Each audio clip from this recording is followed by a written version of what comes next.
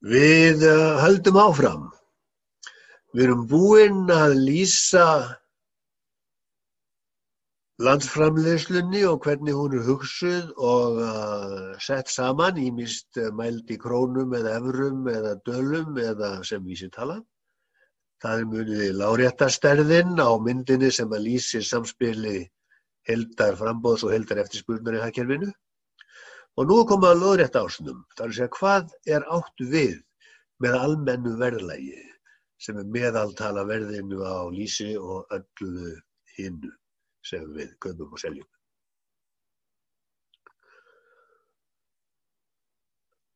Mæling verðlags er mikilvæg vegna þess að hún stendur í nánu sambandi við framfærslukostnað. Það skiptir til dæmis máli í samningum kaup og kjör á vinnumarkaði milli vinnuveitenda og verkefnisfélaga. Og svo skiptir verðbólga einnig máli og verðbólga er bara skilgreind sem hækkun almenns verðlags frá einu tímabili til annars, venjulega frá einu ári til annars og mæld í prósentum.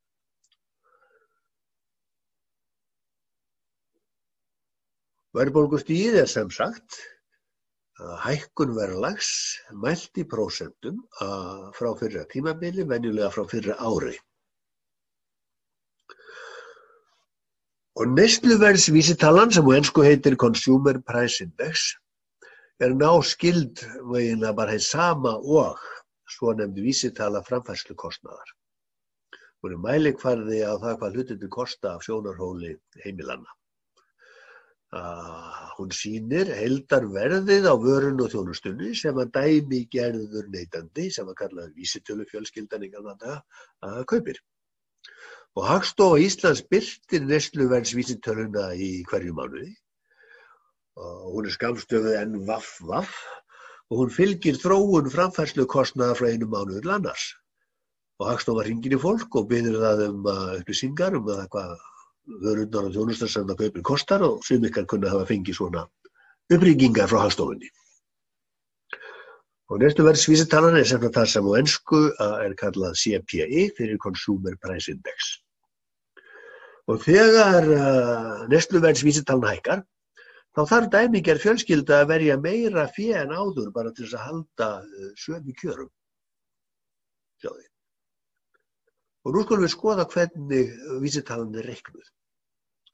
Það er gert með því að búa til einhverja körfu sem á að lýsa því hvaða vörur og þjónustar skipta dæmigert heimili mestu máli. Og Hagstofan velur í körfuna og hún gerir neyslukannanir til þess að ákveða hvaða vörur og þjónustu neytendur kaupa helst og í hvaða hlutföllum. Og Hagstofan hún mælir einnig hvaða verð neytendur greiða fyrir þessar vörur og þjónustu, það er að segja fyrir körfuna, ef allt í körfunni er lagt saman. Og Hagstofan gerir þetta í nokkrum skrefum. Fyrst er að finna verðið, það er að segja athuga hver einstök vara og þjónustu í körfunni kostar. Og síðan þarf að reikna hvað karfan kostar, það er að segja nota gögnin verð á einstökum þáttum í körfunni til þess að reikna hvað karfan kostar í heild á ólíkum tímum. Og svo þarf að velja grunnár og reikna vísitöluna, muni vísitala styðst alltaf við grunnár, þar sem að talan er sett í jöfnu 100. Og þess vegna þarf að ákveða grunnárið og nota það sem viðmiðun, sem kjölfestu í útreikningunum.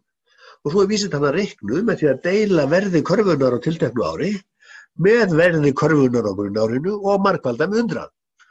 Þannig að niðurstaðan verði þriggja stafa tala sem er venjulega eitthvað hærri en 100 vegna þess að venjulega hækka hlutir í verði frekar en að lækka. Og svo er þetta að reikna verðbólguna út frá verðvísitölunni sem kemur út úr þessum reikningum Hagstofunnar. Og verðbólgustigið er þá hlutfallsbreytingin mæld í prósentum á verðvísitölunni frá fyrra tímabili. Og verðbólgustigið er bara reiknað þannig að við tökum neysluverðsvísitöluna í ár og drögum frá henni í teljaranum vísitöluna í fyrra og deilum síðan upp í mismunin með vísitölunni í fyrra og margföldum 100 og þannig er verðbólgan fundin. Og nú skulum við taka dæmi. útreikning á vísitölunni og á verðbólgunni. Og fyrsta skrefið að gera neyslukönnun til þess að velja í körfuna. Og hugsaum okkur nú til einföldunar, bara 2 vörur, epli og appelsínur, og það sé 4 epli í körfunni og 2 appelsínur. Svo þurfum við að finna verð hverjar vöru á hverju ári, og hér bara upplýsingarnar sem að Hagstofan aflar úr neyslukönnunum, verð á hvert epli í krónum, hækkar úr 1 krónu upp í 2 upp í 3 á þessu 3 ára tímabili frá 2018 til 2020. Og hugsaum okkur að verð á appelsínum hækki úr 2 krónum upp í 3 upp í 4. Sjáðu tilbúnar tölur. Bara líkan. Og svo reiknum við hvað karfan kostar ár hvert og þá gerðum við það bara eins og við gerðum í þjóðarsetningadæminu síðast að við margföldum verð og magn á hverju vöru á hverju ári.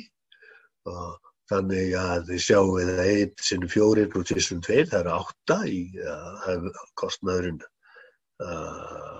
við að kaupa körfuna, það er að segja verð körfunar 2018 og með ríku lagi finnum við 14 fyrir 2019 og 20 fyrir 2020. Verð sinnum magn, sjáðu þið, er stærð sem er mæld í krónum. Þannig að 4. skrefið er þá að velja grunnárið, það er bara fyrsta árið hér í þessu dæmi, 2018, og reiknum síðan verðvísitöluna fyrir hvert ár.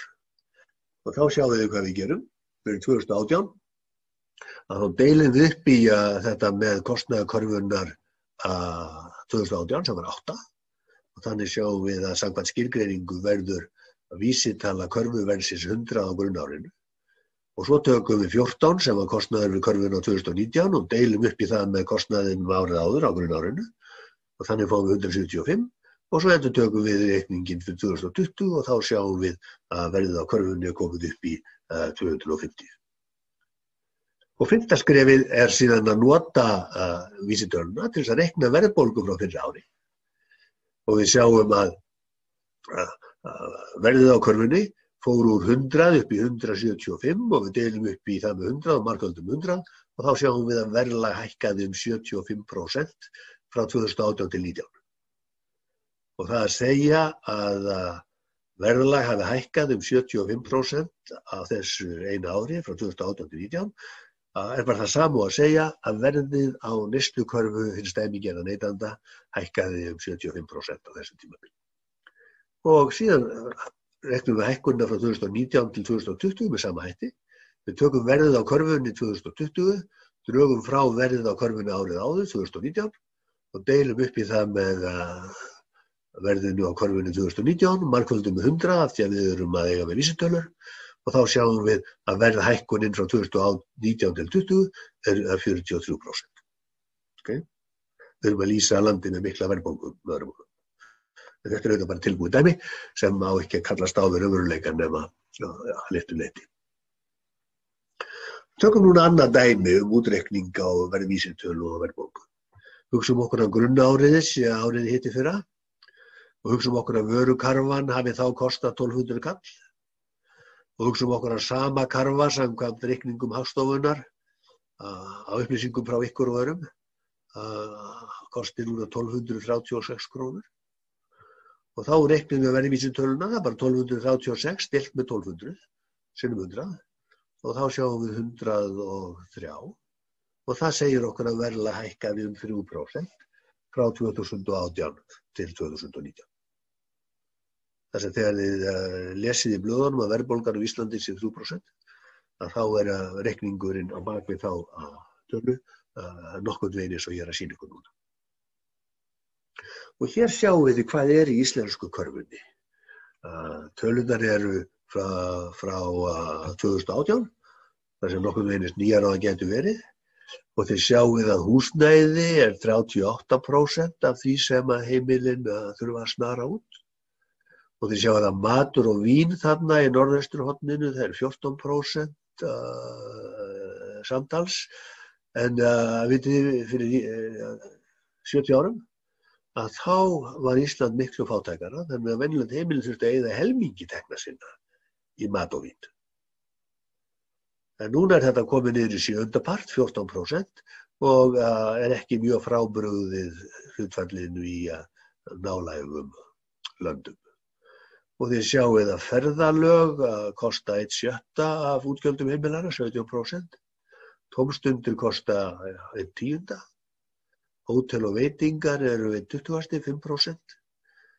Og heilbrigði 4% og það er vegna þess að við borgum fyrir heilbrigðisþjónustu sumpart með því að snara út eigin fé og sumpart í gegnum skattgreiðslur.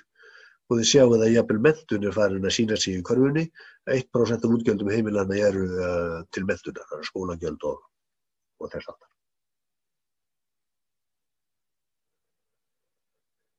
Hvernig reiknum við verðvísitölu landsframleiðslunnar? Það er að segja P-ið munið á lóðrétta ásnum á myndinni af jafnvægi heildarframboðs og heildareftirspurnar í þjóðarbúskapnum í heild.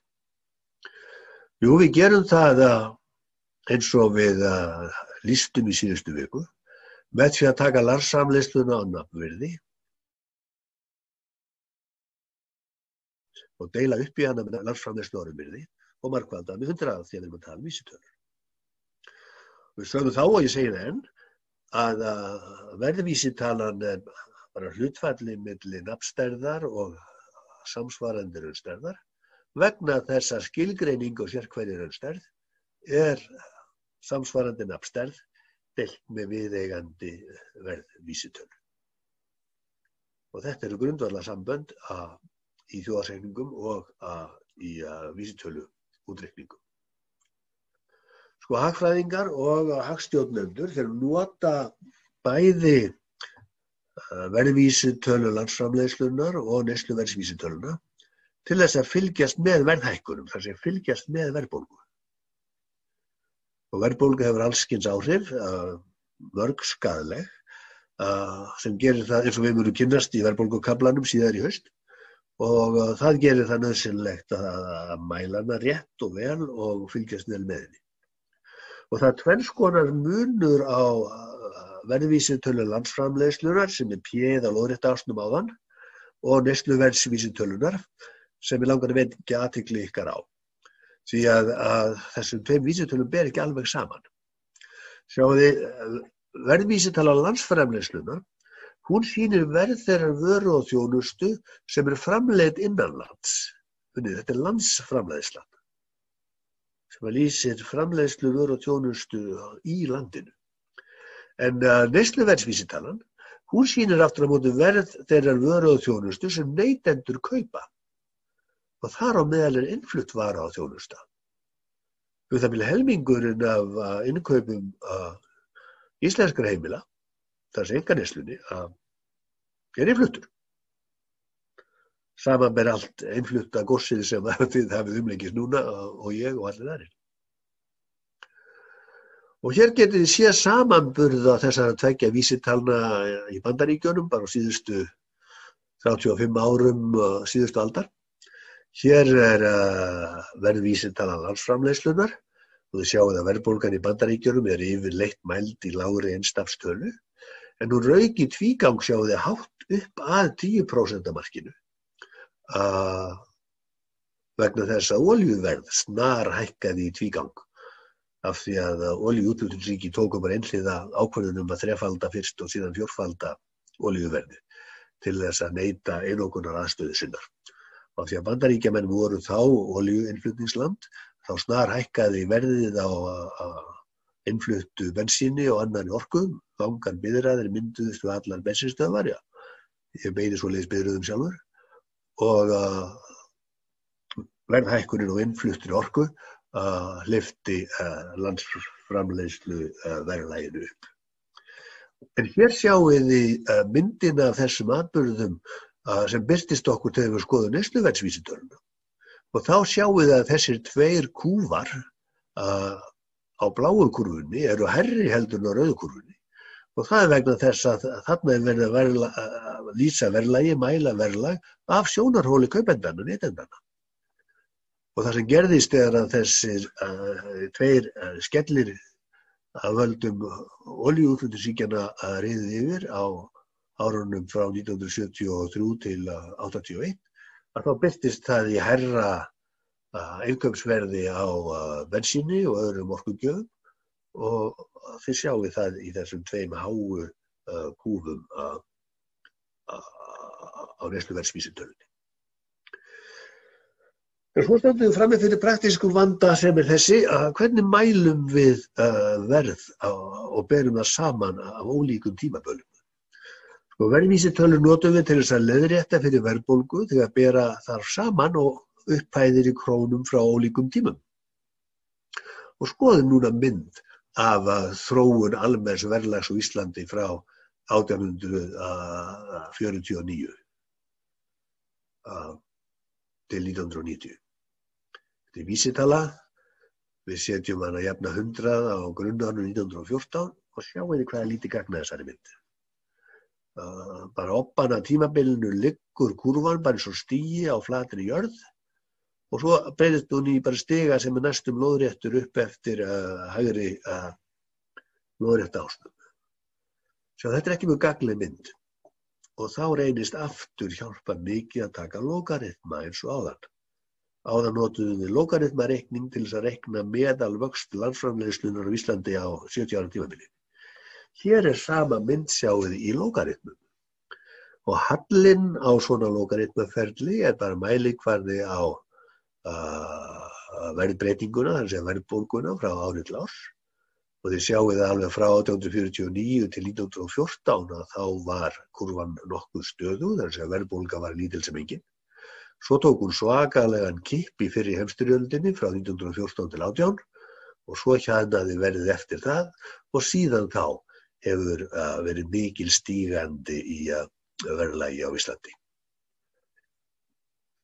Þetta sáum við ekki á fyrri myndinni, en við sjáum það á þessari mynd miklu skýrar, þetta er miklu gagnlegri mynd. Og alveg eins og á myndinni af þjóðarframleiðslunni, landsframleiðslunni áðan, að þá mælir hallinn á svona logaritmaferli vaxtarhraðan. Það er að segja verðbólguhraðan hér. Og nú skulum við segja aðeins meira nafnlaun og raunlaun og sambandi á milli þeirra. Hugsum okkur að ég segi ykkur að meðallaun kennara 1983, það var árið sem ég flutti til Íslands, voru 16.000 krónur. Þetta er raunveruleg tala. Og svo voru mánaðarlaun kennara 7 árum seinna komin upp í 76.000 krónur. Það er líka raunveruleg tala. Og þá vaknaði spurningin, hversu mikið jukust raunlaunin, þar sem kaupmáttur launanna á þessu 7 ára tímabili? Var það fimmföldun? Af því að 5 sinnum 16 eru 80? Og svarið er nei, aldeilis ekki. Og nú skulum við skoða hver launin 1990 voru á verðlagi ársins 1983. Því að það þurfum við að gera til þess að reikna út kaupmáttaraukningu. Og það er kaupmátturinn sem skiptir launþegar máli en ekki fjöldi króna sem eru að missa verðgildi sitt smám saman nú eða hratt í verðbólgu. Sjáðu raunlaun 1990 eru samkvæmt skilgreiningu jöfn nafnlaunum sama ár 1990 með verðlagsleiðréttingu. Og leiðréttingin er fengin bara með því að margfalda nafnlaunin með verðlaginu 83 og deila með verðlaginu 1990. Þannig tökum við verðbólgufróðuna út úr samanburðinum. Og þetta er bara vegna þess að raunlaun eru nafnlaun deilt með viðeigandi verðvísitölu. Sjáðu, þetta er sama formúlan nema bara með öðrum bókstöðum. Áðan var hún vaff er sama og n. Nei, áðan var hún r er sama og n deilt með vaff. Núna er hún litla vaff, tvöfalda vaff er sama og stóra tvöfalda vaff deilt með p. Alveg sama hugsun, sama formúla. Og nú reiknum við. 76.000 voru nafnlaunin 1990, það stendur sér fyrir ofan. Og svo fer ég í Hagskinu sem eru sögulegt yfirleitt hagtalan frá Hagstofunni og þá sé ég að verðlagsvísitalan á myndinni áðan, 83, var 648.000 og eitthvað. Og 1990, 7 ára seinna, var hún komin upp í 2,8 milljónir og eitthvað. Og ég sting þeim tölum þarna inn. Og þá fæ ég 17.300. Og þá sjáum við að kaupmáttur launa við grunnárið 1983 hækkaði úr 16.000 króna upp í 17.300. Það var nú öll aukningin. Og þetta sem sagt 8% aukning á 7 árum og það gerir 1,1% hækkun á ári. Af því að, svo við notum sömu formúlunu áðan, 1,011 í 7. veldi, við erum að tala um 7 ára tímabil, er 1,08 sem svarar til 8% aukningar. Og þessa formúlu getið þið notað í alls konar samhengi til þess að bera saman stærðir frá ólíkum tímum. Og þá er komið það einu efni sem að brennur á Íslendingum og hefur lengi brunnið, en þarf ekki að fjalla á svona námskeiðum í öðrum löndum til dæmis, og það er verðtrygging. Verðtrygging fjárskuldbindingar, til dæmis láns í krónum, samkvæmt lögum eða samkvæmt frjálsum samningi. Hún felur það í sér, og það er tilgangurinn, að skuldbindingin er sjálfkrafa löguð að verðbólgunni. Stundum orðað þannig að hún sé leiðrétt fyrir verðbólguna. Og fjárskuldbindingin er þá verðtryggð til þess að tryggja að hún haldi verðgildi sínu bara eftir einfelldri reglu sem allir bændur þekkja. Ef þú færð lamb að láni, þá skaltu skila lambi, en ekki til dæmis bara framparti. Þetta er hugsunin. Og málið snýst meðal annars áhættudreifingu. Sjáðu, ef verðbólgan er mikil og það er engin verðtrygging, að þá er það lánveitandinn sem ber áhættuna. Hann lánar tiltekna fjárhæð og fær síðan greitt tilbaka í krónum sem eru miklu verðminni heldur en áður. Sjáðu. Og mikil verðbólga með verðtryggingu og hún firrir lánveitandann þessari áhættu. Þannig að lántakandinn þarf að skila óbreyttu raunvirði lánsfjárins tilbaka. En það hangi fleira á spýtunni því að kaupmáttur getur sveiflast til. Hann til dæmis hrundi í hruninu hér 2008-10.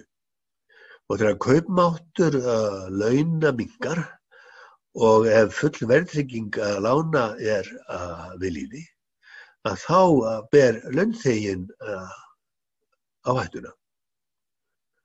Og þannig stóð á því að 10.000, sumir segja 15.000 heimili mistu íbúðir sínar og hús í hruninu. En minni kaupmáttur launa, án fullra verðtryggingar, hann dreifir áhættunni. Milli lánveitandanna, þar segja bankana og annarra fjármálastofnana og launþeganna. Og þetta máli er ennþá bara óútkljáð í okkar samfélagi. Forsagan er þessi að verðbólga var mjög mikil hér á árunum frá 1970 til 83. Það er auðvelt að muna kúfinn 83 því að þá var verðbólgan 83% á því herrans ári 1983. Og menn sáu að þetta gekk ekki lengur. Og þá komu launþegar og vinnuveitendur sér saman að gera allt öðruvísi kjarasamninga en þeir höfðu gert áður og þeir bara börðu verðbólguna niður og það tókst. En það leyti sem að verðbólgan var svona mikil, þá sáu menn að eignir þeirra sem voru með óvarið fé, að þær rýrnuðu stórlega og þess vegna kom fram þessi hugmynd, krafa verðtryggingu sem var leidd í lög. Og þá var sem sagt áhættunni bara sveiflað með einu pennastriki af herðum lánveitanda yfir á herðar lántakenda. Og þannig var ástandið mjög lengi og umdeilt oft. En þó keyrðu þverbak í hruninu þegar að allar þessar fjölskyldur voru bornar út af heimilum sínum og menn hafi ýmist lofað að fella verðtrygginguna úr gildi eða breyta henni en það hefur í raun og veru ekki tekist enn. Að öðru leyti en því að menn hafa núna meira val milli verðtryggðra og óverðtryggðra lána heldur en áður. En öll loforð stjórnmálamanna að kippa þessu í lag og endurskoða löggjöfina að þau á eftir að efna. Við ætlum að gera greinarmun á nafnvöxtum og raunvöxtum. Sko, nafnvextir eru vextir eins og þeir koma af skepnunni. Það er bara vextirnir á bankareikningunum ykkar. Og raunvextir eru nafnvextir með leiðréttingu fyrir verðbólgu.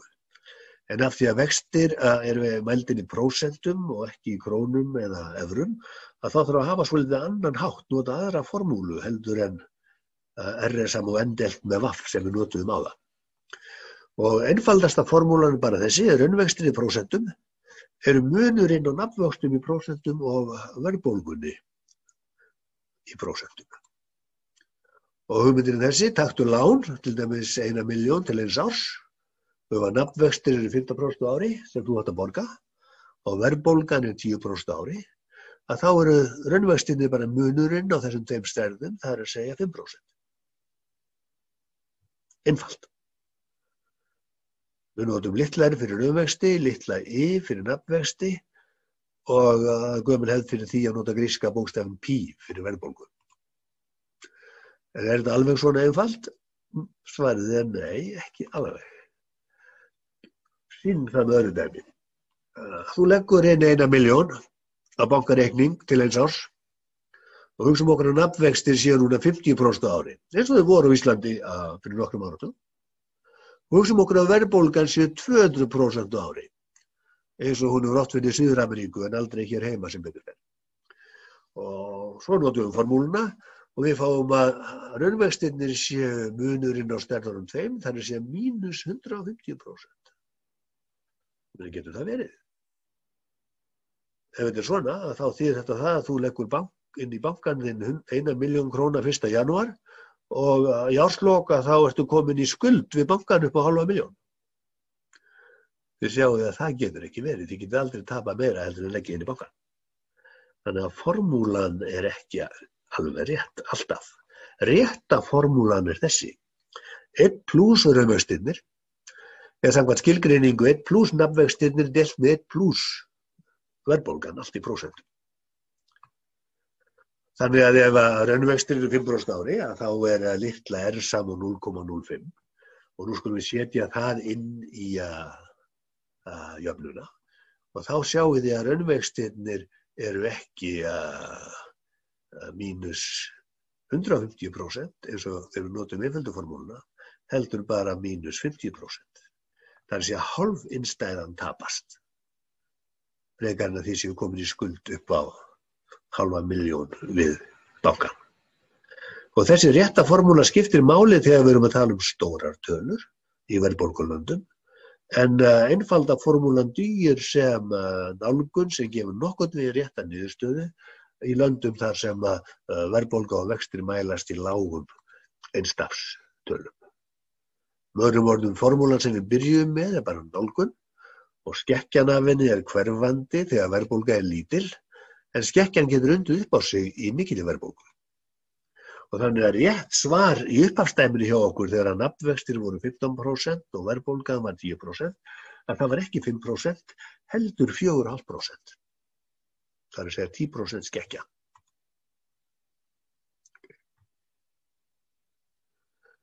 Skoðum núna myndir af raunvöxtum og nafnvöxtum. Ég er aftur með síðasta þriðjung síðustu aldar í Bandaríkjunum. Tímabilið og landið skiptir út af þessi ekki höfumáli. Ef við sækjum margar af þessum myndum sem við tökum ýmist í Bandaríkjana því að þaðan kemur bókin, nú er það hingað heim af því að hér erum við. Og hér sjáum við nafnvexti í Bandaríkjunum frá þetta 5% upp í 15, en venjulega í kringum 5. Og hér sjáum við raunvextina þegar búið er að draga verðbólguna frá eða leiðréttana með réttu formúlinni. Og þið sjáum að raunvextir eru jafnan jákvæðir, það er að segja yfir rauðu línunni við 0% á þóðnett ásnum, en þið geta orðið neikvæðir eins og gerðist þegar verðbólgan rauk í tvígang upp úr öllu valdi eftir olíuverðshækkanirnar árunum milli 1973 og 81. Já, þetta eru Bandaríkin. Hér kemur hliðstæð mynd af Íslandi. Og þið sjáið nafnvextina, það er fjólubláa línan og þegar verðbólgan var sem allra mest sjáið, þá voru vextirnir næstum því 50%. Það er hérna upphafs gildið á íslensku krónunni og svo þegar verðbólgan fór niður þá gátu vextir lækka líka en voru þó mældir í tveggjastafa tölum jafnvel milli 10 og 20% bara alveg fram að hruni. En á móti kom að þetta voru auðvitað nafnvextir, það að draga verðbólguna frá eða leiðrétta fyrir hana til þess að finna raunvextina, þessi útlánsvexti án verðbólgu og þið sjáið að þeir voru neikvæðir þegar verðbólgan var mikil. Árið 1983 til dæmis voru þeir neikvæðir upp á 20%. En þýddi það að ef þú fékkst lán upp á 1.000.000 í ársbyrjun, þá þurftir ekki að skila nema 800.000 í árslok og þú gast stungið 200.000 sem á milli bara á þig. Og þannig græddu skuldunautar á verðbólgunni og lánveitendur töpuðu og þess vegna var verðtryggingin sett á. En svo þegar verðbólgan var keyrð niður, að þá fóru raunvextir 1986 eða 7 upp fyrir núllpunktinn og hafa haldist þar allar götur síðan. Hafa aldrei orðið neikvæðir eins og þeir urðu í Bandaríkjunum á milli 70 og 80 muniði. Og þetta eru býsna háir raunvextir, þið sjáum að þeir liggja þetta á bilinu kringum 5%, ja, sem út af fyrir sig ekki miklu herra en á bandarísku myndinni. Og svo eitt enn með hendingu. Geta nafnvextir verið neikvæðir. Þeir hafa aldrei verið það á Íslandi. En við vitum að neikvæðir raunvextir eru ekkert tiltökumál. Það er að segja ef nafnvextir eru undir verðbólgunni þá eru raunvextir neikvæðir samkvæmt skilgreiningu. Eins og þau voru á Íslandi á verðbólguárunum og eins og þeir hafa verið í Bandaríkjunum stundum og í öðrum löndum. En neikvæðir nafnvextir eru hins vegar alveg nýtt fyrirbæri. Þið sjá hvað í því felst. Hugsum okkur sem engin verðbólga og þú leggur 1.000.000 inn í bankaninn 1. janúar og þegar þú kemur að sækja innstæðuna í árslok að þá færðu ekki nema 950.000 tilbaka því að bankinn hefur tekið af þér 5% neikvæða vexti. Eins konar geymslugjald sjá þið. En þetta átt samt ekki að þurfa að koma mikið á óvart vegna þess að þetta lengi tíðkast í Sviss. Áratugaskeið. Það er að sumir svissneski bankar bjóðast til þess að geyma fé gegn neikvæðu vöxtum. Það er að segja í stæðan fyrir að borga vexti á innstæðuna, þá taka þeir geymslugjöld. Og sumir telja að þetta sé vegna þess að sumt af því fé sem svissneski bankar hafa geymt og geyma enn er illa fengið. Og þá borga menn bankanum þjónustugjald, geymslugjald fyrir að geyma og stundum fela féð. En það eru fleiri Svisslendingar sem hafa gert þetta. Sænski Seðlabankinn lækkaði innlánsvexti niður í mínus 0,25% 2009 til þess að bregðast við fjármálahremmingunum.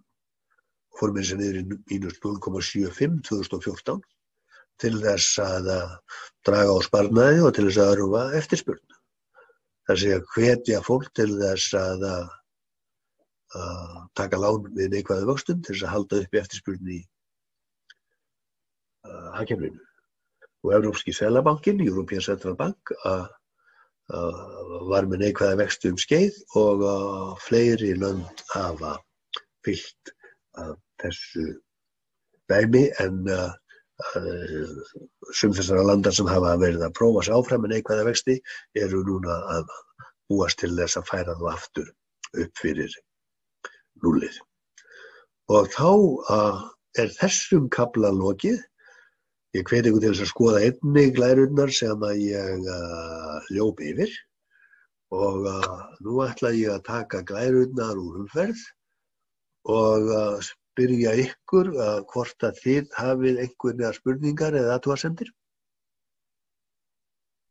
Þá bara köllum við þetta dag og njótið vikunar áfram og helgarinnar og svo hittumst við galvask aftur á mánudaginn kemur. Takk fyrir í dag.